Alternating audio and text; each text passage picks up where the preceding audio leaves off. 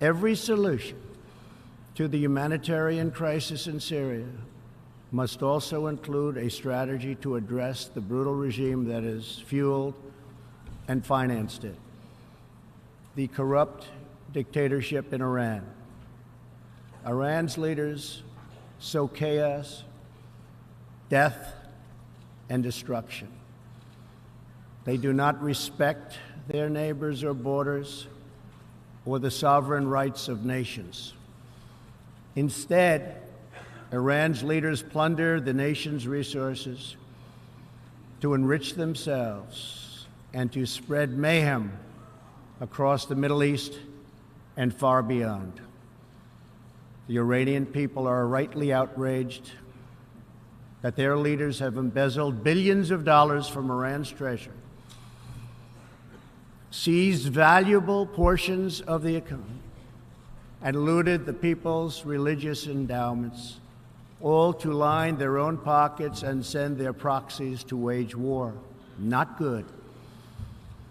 Iran's neighbors have paid a heavy toll for the region's agenda of aggression and expansion. That is why so many countries in the Middle East strongly supported my decision to withdraw the United States from the horrible 2015 Iran nuclear deal and reimpose nuclear sanctions. The Iran deal was a windfall for Iran's leaders. In the years since the deal was reached, Iran's military budget grew nearly 40%. The dictatorship used the funds to build nuclear-capable missiles, increase internal repression, finance terrorism, and fund havoc and slaughter in Syria and Yemen. The United States has launched a campaign of economic pressure to deny the regime the funds it needs to advance its bloody agenda. Last month, we began reimposing hard-hitting nuclear sanctions that have been lifted under the Iran deal. Additional sanctions will resume November 5th, and more will follow. And we are working with countries that import Iranian crude oil to cut their purchases substantially. We cannot allow the world's leading sponsor of terrorism to possess the planet's most dangerous weapons.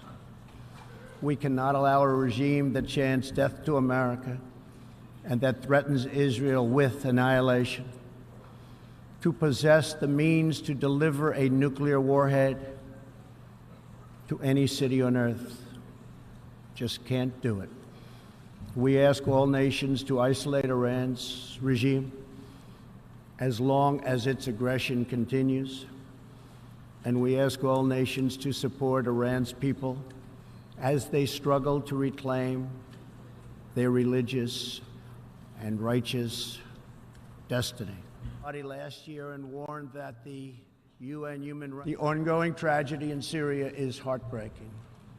Our shared goals must be the de-escalation of military conflict, along with a political solution that honors the will of the Syrian people.